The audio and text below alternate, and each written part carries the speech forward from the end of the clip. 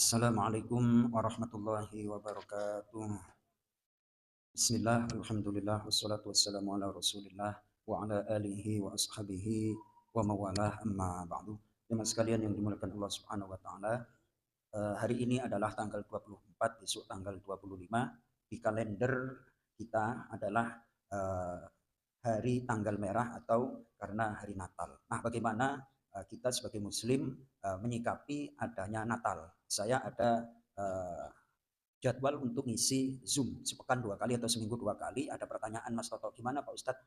Kita kan banyak dimasukkan di grup SMP, grup SMA dan lain sebagainya. Biasanya apa namanya ucapan selamat dan sebagainya itu berkeliaran. Bagaimana? Nah, sebelum saya ditanya juga oleh jamaah Masjid Nurul Ikhlas, ya saya sampaikan aja nih. Saya yakin para ustadz itu sudah sering dan senantiasa menjelaskan berkenaan dengan hukum menyampaikan selamat Natal. Mayoritas ulama itu tidak memperbolehkannya demi untuk menjaga akidah.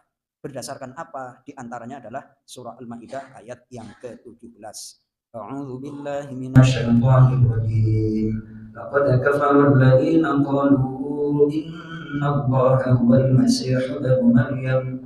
Sadaqallahul azim. Allahu akbar. Simpel aja, sederhana. Sungguh telah kafir orang-orang yang mengatakan bahwa Allah itu adalah Al-Masih putra Maryam. Jadi mengatakan Al-Masih itu putra Maryam adalah kafir.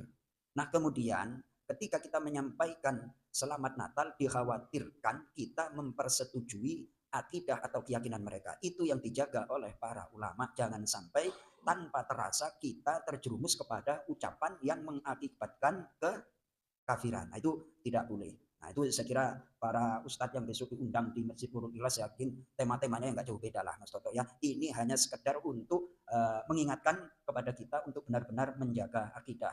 Nah, beberapa hari ini saya agak terusik dengan Nabi Isa alaihissalam Pak Del. Itu saya mencari beberapa referensi, kemudian saya dapat rangkuman menghukam taklihu Isa alaihissalam. Sejak kapan sih Nabi Isa itu dipertuhankan? Lam yu'allah Isa alaihi salam mundu bi'tsatih. Nabi Isa itu tidak pernah dipertuhankan semenjak diutus. Bal hadatsa ta'lihuhu ba'da. Namun terjadi dipertuhankannya Nabi Isa itu setelah beliau wafat bi zamanin wa ala marahil. Setelah beberapa atau setelah kurun waktu dan beberapa tahap. Wa bayanu dzalika bi ikhtisar. Penjelasan secara singkatnya sebagai berikut.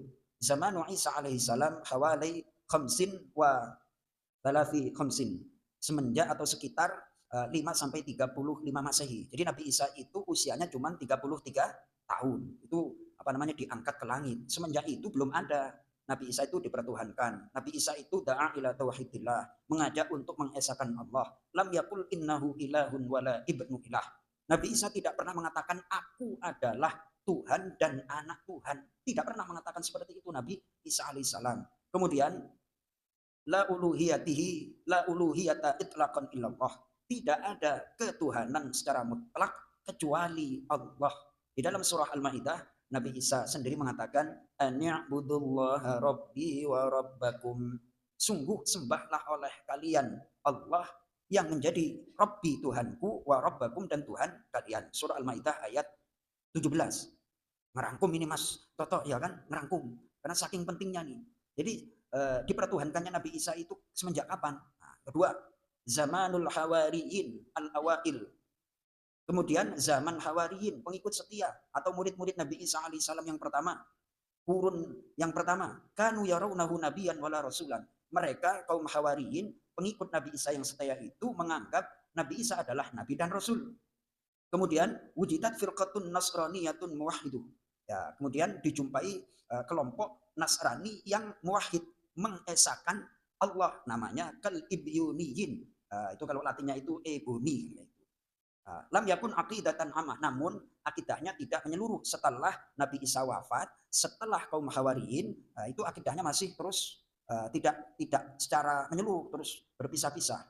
Yang ketiga, ba'da Paulus. Oh, ternyata Paulus itu tulisannya adalah Paulus. Saya bingung juga nih Pak Dan, bacanya apa kayak itu. Oh, ba'da Paulus muntasifil qurunil awal. Setelah Paulus, pertengahan kurun yang pertama. Paulus nasyara fikratan ibnallah wal fida. Pauluslah yang menebarkan pemikiran bahwa Nabi Isa itu adalah anak Allah dan dosa tebusan. Tuh, itu yang penggagasnya siapa? Paulus. Kemudian uh, budiat manzilatu Isa turfa'u fauqa maqamin nubuwah. Setelah era atau mulai dari era Paulus ini diangkatlah, mulai diangkat manzilatu Isa, kedudukan Nabi Isa turfa'u fauqa maqamin nubuwah, diangkat melebihi kedudukan sebagai nabi. Hidayatul inhiraf al-aqdi, yakni permulaan penyimpangan keyakinan, lakin lam yusorroh, namun belum dijelaskan, biuluhiyatihil kamilah, dengan ketuhanan Isa secara mutlak, secara sempurna. Kemudian yang keempat, al-qarnu tsani wa tsalis, kurun 2 dan 3 khilafatun syadidah, pertentangan yang hebat. Kapan? Nah, besok aja, jangan sekarang. Nanti apa namanya? Ada yang kedua ya, Mas Toto ya. Ini udah melewat 7 menit, saya nggak enak nanti di apa namanya, pokoknya besok kan masih ada ya Pak Pri ya. Belajar dikit-dikit. Assalamualaikum warahmatullahi wabarakatuh.